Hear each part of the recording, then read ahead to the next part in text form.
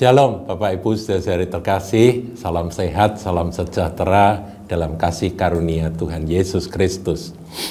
Kali ini kita akan belajar tentang pohon yang terbesar tertinggi di dunia. Saudara bisa buka di Wikipedia, nanti saudara akan temukan bahwa jenis pohon kayu yang tertinggi dan terbesar di dunia itu namanya pohon sequoia, ya, tulisannya SEQUOIA, sequoia, begitu ya saudaraku. Masih ada sampai sekarang, saudara ya.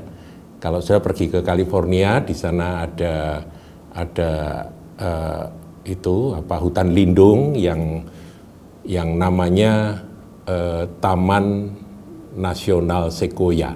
Ya. Di situ ada pohon yang sangat tinggi. Tingginya kalau nggak salah itu sampai mencapai 115 meter.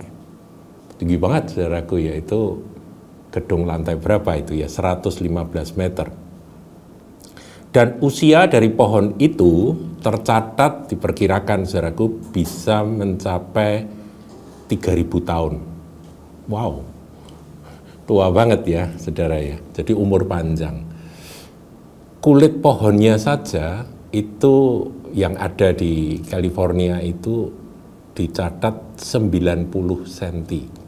Jadi kulit pohonnya, kulit itu yang kasar itu saudara, itu tebalnya itu 90 cm, hampir 1 meter saudara, melingkar begitu. Jadi tingginya 115 meter, kemudian diameternya itu antara 6 sampai 20 meter. Jadi satu pohon itu diperkirakan saudaraku 1487 meter kubik. Ya, kayunya. Jadi kayu itu kan dihitung kubik saudaraku, itu 1487. Wow, hebat banget saudaraku ya.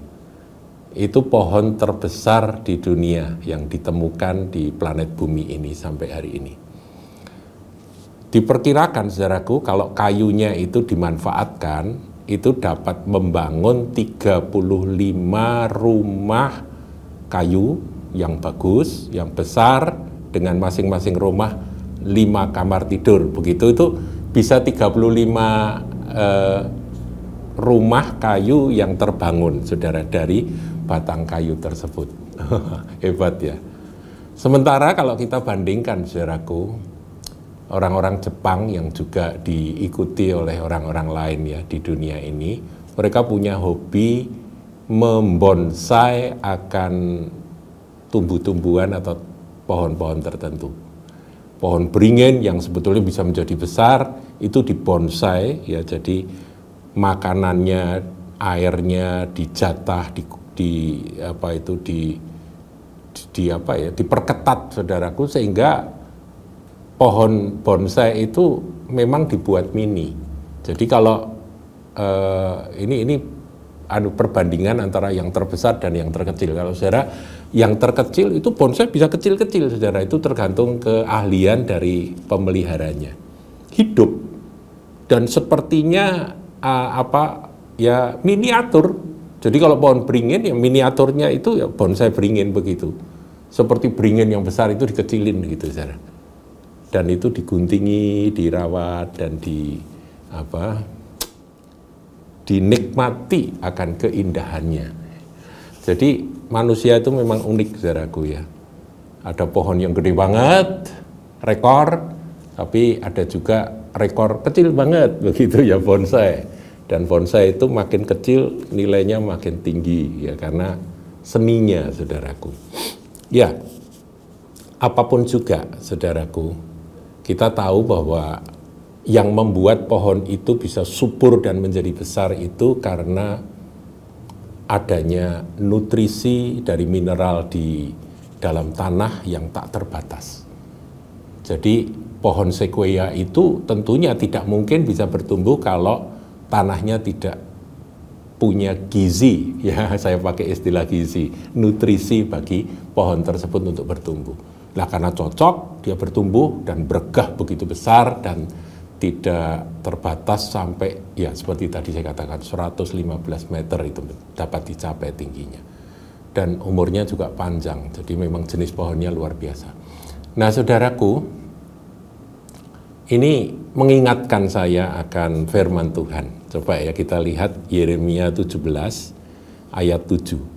Diberkatilah orang yang mengandalkan Tuhan, yang menaruh harapannya pada Tuhan.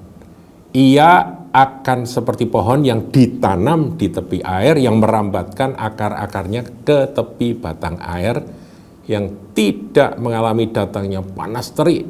Ya, pohon itu biasanya paling takut sama panas terik, tapi kalau akarnya itu merambat sampai ke batang air, ya dia tidak takut akan panas terik. Dan daunnya tetap hijau meskipun panas terik. Yang tidak khawatir dalam tahun kering karena dia punya suplai air terus-menerus ya. Ini mineral yang dia serap melalui akarnya yang masuk ke tepi batang air itu. Dan yang tidak berhenti menghasilkan buah, ini yang paling penting, saudaraku. Jadi pohon itu sebenarnya yang diharapkan adalah buahnya. Nah, saya ingin sampaikan pada Anda bahwa pohon sequoia itu tidak ada buahnya, atau buahnya tidak bisa dinikmati. Kalaupun ada buahnya itu ya seperti beringin begitu, saudara, buah beringin yang tidak bisa dinikmati. Mungkin dia hanya jadi tontonan saja. Nah, Anda mungkin bertanya, ini pohon sequoia ini kalau nggak ada buahnya, manfaatnya apa bagi kehidupan manusia?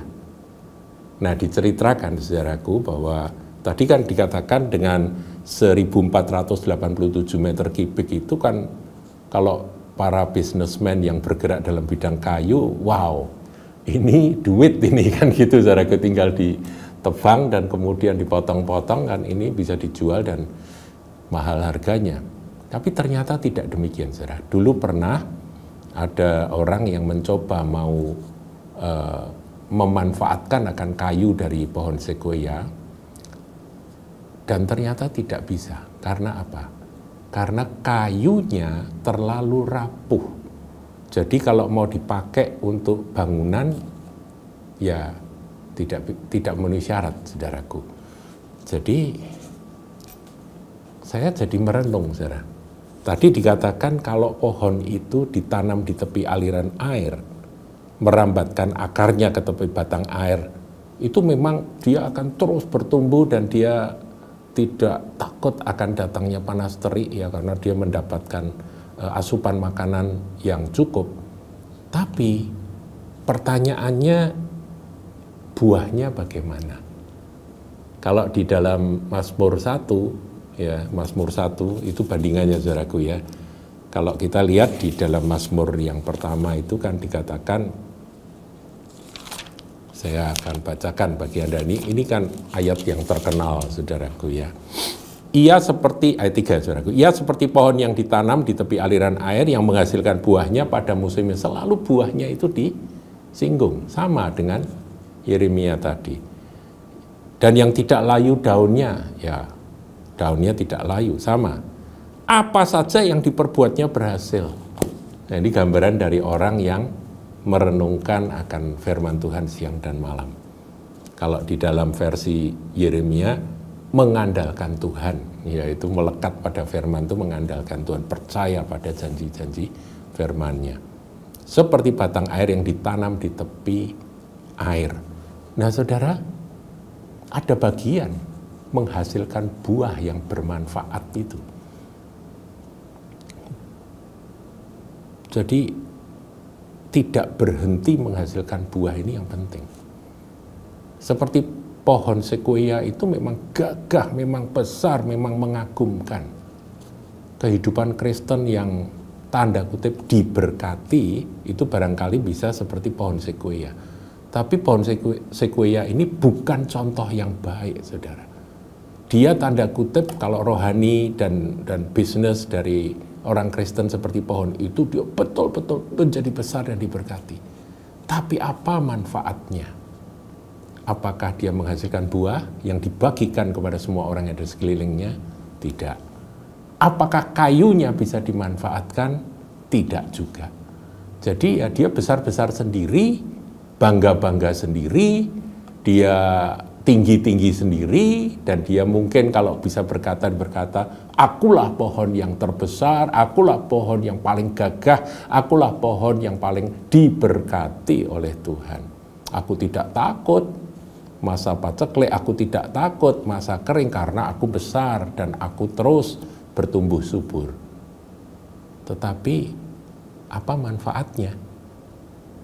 Nah, tadi saya katakan bonsai juga sama, nggak ada manfaatnya, tapi lumayan manfaatnya apa? Ya dia nilainya tinggi karena dia bisa diperjualbelikan, karena keindahannya itu yang menjadi manfaat. Ya sama, yang gede itu, sequoia itu ya keindahannya menjadi kekaguman dari orang-orang yang turis-turis yang berkunjung ke Taman Nasional di California itu. Saudaraku nonton, lihat, wah hebat ya, gitu aja. Tapi manfaatnya, saudaraku. Nah kita sebagai orang Kristen, kalau sudah diberkati, saudaraku, coba pikirkan, adakah buah yang sudah kita hasilkan? Pohon itu nggak pernah makan buahnya sendiri loh, saudara. Pohon mangga itu ketika dia menghasilkan buah, buahnya itu untuk orang-orang yang memetiknya. Bahkan ada yang guyonan berkata ya, pohon mangga itu kalau Anda lempari batu, dia balasnya apa, saudaraku? Dia melempar balik pada Anda dengan buah. Itu gambaran dari orang Kristen, saudaraku. Jadi kalau kita ini diumpamakan sebagai pohon, bagus, saudaraku, bertumbuh besar itu bagus. Gereja bertumbuh besar itu oke. Tetapi mari kita merenung Tuhan, adakah manfaat dari hidupku yang diberkati ini bagi umat manusia yang ada di sekelilingku. Perenungan dan minta supaya Tuhan menuntun kita untuk kita bisa diberkati untuk jadi berkat. Tuhan Yesus memberkati.